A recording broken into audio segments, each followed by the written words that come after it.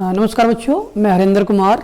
आज मैं exercise 14.1 exercise को लेकर उपस्थित हुआ हूं। इससे पहले जो 13.5 एक्सरसाइज थी वो आपको ऑफलाइन में कंप्लीट करा चुका हूं। आज एक्सरसाइज 14.1 जो चैप्टर है वो सांख्यिकी है, स्टैटिक्स, और उसमें सबसे पहले जो नंबर 1 एक्सरसाइज है वो है समांतर माध्य पर आधारित। तो सबसे पहले समांतर माध्य कैसे निकालते हैं, उसमें पदों का योग बटे पदों की संख्या। जो पदों का योग है उसे क्या बोलते हैं, सिग्मा एक्स, और एन को बोलते हैं पदों की संख्या। यदि पदों के योग को पदों की संख्या से भाग कर दिया जाए तो हम समांतर माध्य ज्ञात कर सकते हैं। ठीक है, अब इसमें जैसे एक क्वेश्चन ले लिया हमने एग्जाम्पल के तौर पर। कुछ हमारे पास नंबर दिए हुए हैं, जैसे 1 2 3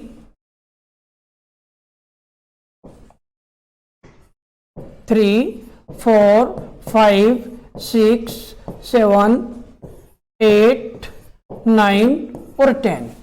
तो हमें 1 से 10 तक की संख्याओं का समांतर माध्य याद करना है। ठीक है, तो सबसे पहले हमें क्या काम करना होगा, जो हमारे पास जो नंबर दिए हुए इन सब का योग, तो उसे क्या बोलते हैं, सिग्मा एक्स।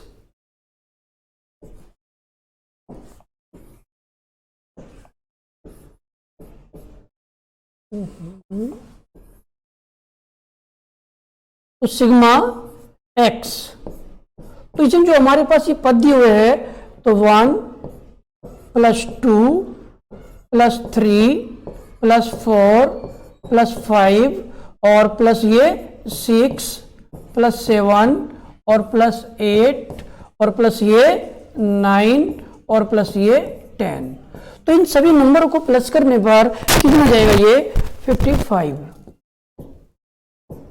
ठीक है, अब हमारे पास जो पदों की संख्या है n, वो कितनी है, वो 10 दी हुई है। तो हमें क्या लिखना है, इसमें समांतर माध्य है। तो समांतर माध्य का जो सूत्र है वो है सिग्मा एक्स बटे एन। तो सिग्मा एक्स बटे एन, तो हमारे पास जो सिग्मा एक्स है वो कितना आ गया, 55 और बटे में 10।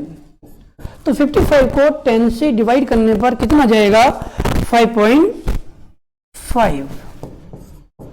तो ये इसका समांतर माध्य हो जाएगा। ठीक है, यदि हमारे पास कुछ इस तरह से नंबर आ जाए, ठीक है, तो उनका हम समांतर माध्य इस प्रकार से निकाल सकते हैं। फिर इसके बाद क्वेश्चन नंबर 2 लेते हैं।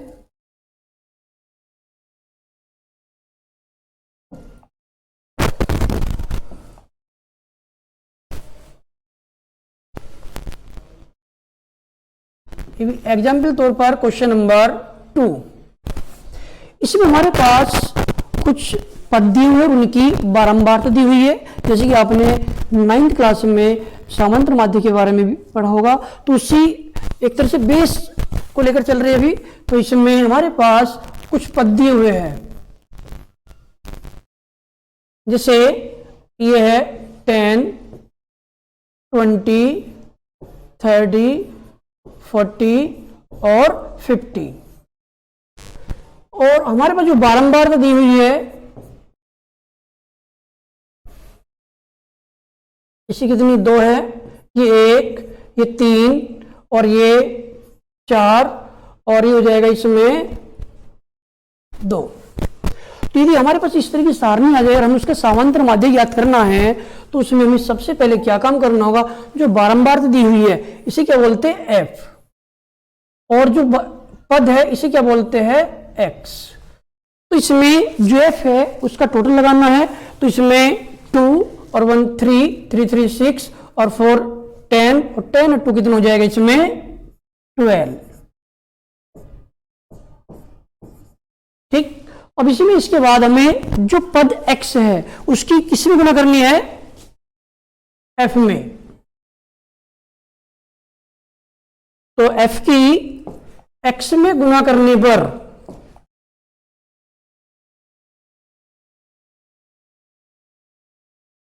तो सबसे पहले जैसे 10 है, 10 की 2 में गुना करने पर कितना जाएगा 20।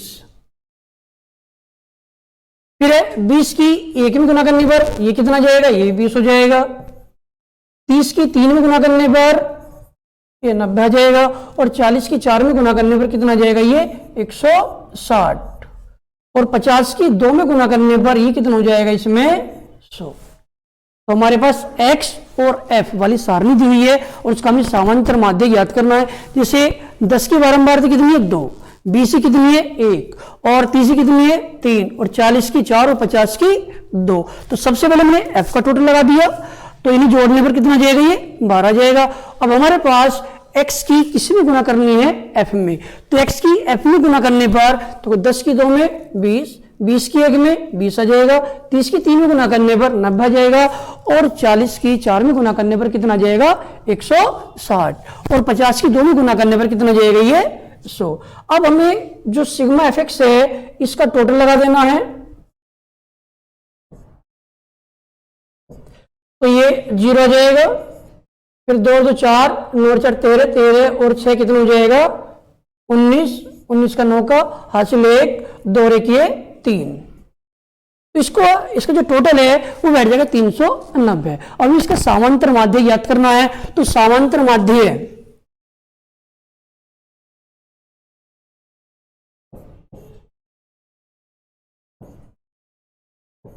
तो इसका सूत्र हो जाएगा सिग्मा एफ एक्स बटे सिग्मा एफ। ठीक है। अब हमारे पास जो सिग्मा एफ एक्स है वो कितना है 390 दिया हुआ है, और बटे में कितना ये 12। अब 390 को 12 से भाग देना है। ठीक है। तो भाग कैसे दे लगे इसमें, तो 12 3 36, 39 से 36 को लेस करने पर 3 आ जाएगा, ये 0। तो 12 दूनी है 24। अब कितना बचे 30 में से 24 को लेस करने पर 6 आ जाएगा, यहां पॉइंट लगा दो 0। तो 12 पंजे कितना जाएगा 60। तो 12 से 390 को भाग देने पर कितना जाएगा 32.5। इस तरह से हम इस सारणी का समांतर माध्य ज्ञात कर सकते हैं। ठीक है। अब इसमें क्वेश्चन नंबर 3,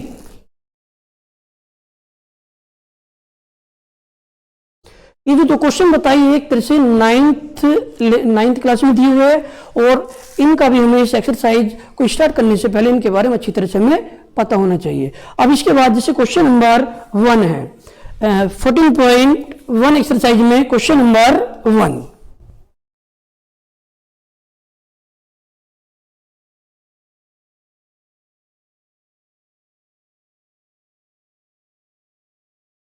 अब इसमें जो बाकी क्वेश्चन है वो सब इसी क्वेश्चन पर आधारित है। ठीक है ना। तो इसमें दिया हुआ है पदों की संख्या।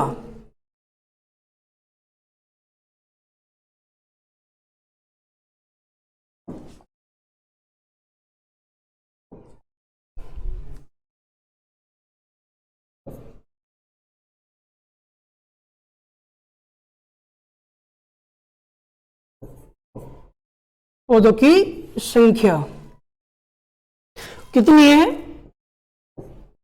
0 से 2,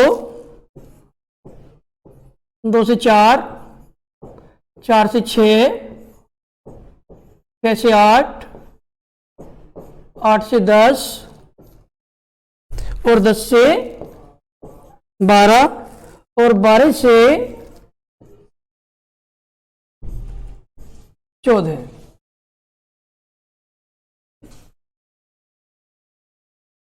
फिर इसके बाद इसमें क्वेश्चन में दिया हुआ है घरों की संख्या।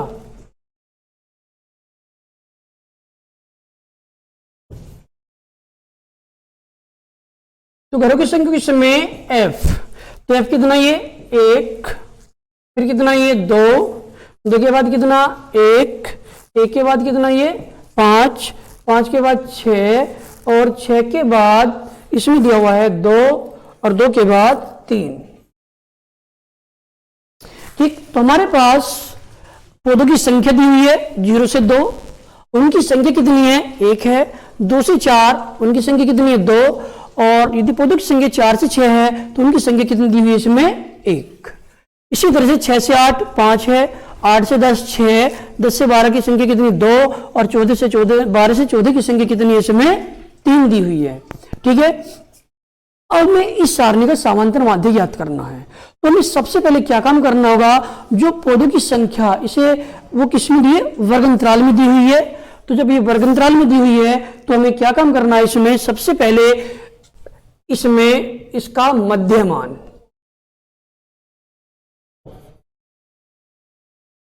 मध्यमान बोलते हैं x। ये हो जाएगा जो मध्यमान निकालते हैं, जो वर्गांतराल है उसमें इन दोनों संख्याओं के बीच की संख्या, जैसे 0 और 2, तो इनके बीच की संख्या कितनी हो जाएगी? 1 हो जाएगी। ठीक है ना? तो 0 और 2 के बीच की संख्या कितनी? 1। 2 और 4 के बीच में कितना? 3। 4 और 6 के बीच में कितना जाएगा? 5। और 6 और 8 के बीच में 7। 8 और 10 के बीच में कितना जाएगा? 9। और 10 और 12 में कितना जाएगा? ये 11 जाएगा। और 12 और 14 के बीच में कितना जाएगा? 13। तो इस तरह से हमने इन संख्या, जो वर्गांतराल है, पौधों की संख्या है जो वर्गांतराल के रूप में दी हुई है, हमने उसे किस में निकाल दिया? उसका क्या निकाल दिया? मध्यमान। इनके बीच की संख्या, इसे निकालने के तरीके 2 है। जैसे सबसे पहले 0 2 उन दोनों को प्लस कर दो, उसका आधा करने पर कितना जाएगा? 1। जैसे 0 और 2 को प्लस करने पर 2 और 2 का आधा कितना हो जाएगा? 1। इसी तरह 2 और 4 ये कितना हो जाएगा? 6 हो जाएगा। और 6 का आधा कितना हो जाएगा? 3। तो इस तरह से हम ये संख्या निकाल सकते हैं। ठीक है, अब इसके बाद जो हमारे पास घरों की संख्या है उसका टोटल कितना है? इसमें इनका टोटल लगाने पर ये आ जाएगा कितना? 20। ठीक, फिर इसके बाद f की और x में क्या करनी है? गुना करनी है। तो f की और x में गुना करने पर जैसे 1 और 1, तो 1 की 1 में मल्टीप्लाई करने पर कितना जाएगा? ये 1। 3 की 2 में मल्टीप्लाई करने पर कितना जाएगा? 6। 1 की 5 में मल्टीप्लाई करने पर कितना जाएगा? 5। फिर 7 पंजे 35 और 6 में कितना जाएगा? ये 54 आ जाएगा। और 2 की 11 में गुना करने पर कितना? ये 22। और 3 की 13 में गुना करने पर कितना आ जाएगा? 39। अब हमें fx का टोटल लगाना है।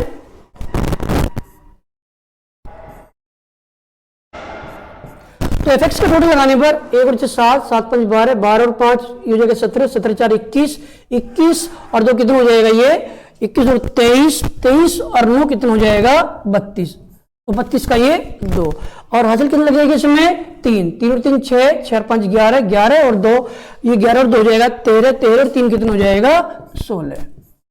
जो हमारा fx है उसका टोटल आ गया 162। ठीक, अब हमारे पास जो घरों की संख्या थी वो कितनी है? इसमें 20 दी हुई है। अब हमें इसका क्या निकालना है? समांतर माध्य। तो समांतर माध्य का जो सूत्र अभी बताया था,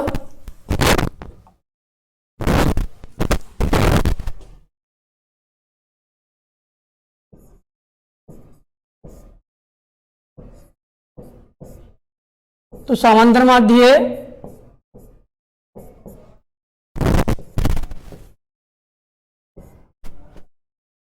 सिग्मा fx और बटे में सिग्मा f। तो सिग्मा fx कितना है?